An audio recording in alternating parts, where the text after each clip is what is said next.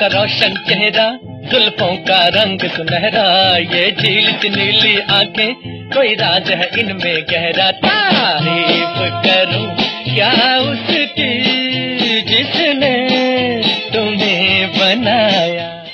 Playback singer Mohammad Rafi साहब का भी ताल्लुक भिंडी बाजार से बड़ा गहरा रहा है। भिंडी बाजार जो एक जमाने में फनकारों का, कव्वालों का, शायरों का और फिल्म राइटर्स का बड़ा मरकज रहा और यहाँ पर बड़े बड़े फनकारों ने अपनी जिंदगी का आगाज किया, अपनी जिंदगी की शुरुआत की। मोहम्मद रफ़ी साहब ने भी अपने बम्बई में बॉलीवुड में स्ट्रगल का आगाज, उसकी इब्तिदा भिंडी बाजार से की।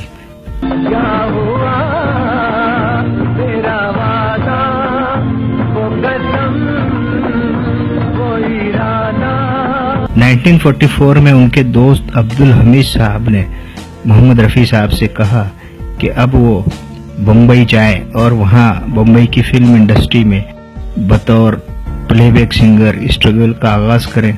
तो इसके बाद इस मशवरे को कबूल करके मोहम्मद रफ़ी साहब अब्दुल हमीद के साथ बम्बई आए तो वो भिंडी बाजार में उतरे। भिंडी बाजार में अब्दुल हमीद साहब ने एक 10 बाई 10 फीट का कमरा किराए पर लिया और इस कमरे में मोहम्मद रफ़ी साहब और उनके दोस्त अब्दुल हमीद रहा करते थे। उस जमाने में दादर में फिल्म स्टूडियोज और रिकॉर्डिंग स्टूडियोज रहा करते थे, जहां म्यूजिक डायरेक्टर्स और डायरेक्टर्स फिल्मों का काम करते थे। मोहम्मद रफ़ी साहब अपने दोस्त अब्दुल हमीद साहब के साथ मिलकर भिंडी बाजार से दादर जाते थे और स्टूडियो में घूमते थे और काम की तलाश करते थे। इस स्ट्रगल पीरियड में वो भिंडी बाजार से रोजाना बस के जरिए दादर पहुंचते थे। तुमने मुझे देखा होकर मेहरबान। भिंडी बाजार में रहते हुए रफ़ी साहब यहाँ के पकवान और मिठाइयों के भी शौकीन हो गए और जब उन्हें फिल्मों में काम मिलने लगा और उनके फिल्मी दोस्त अच्छी खासी तादाद में बन गए, तब किसी भी रिकॉर्डिंग पर रफ़ी साहब भिंडी बाजार के पकवान और मिठाइयाँ लेकर के रिकॉर्डिंग पे जाया करते थे।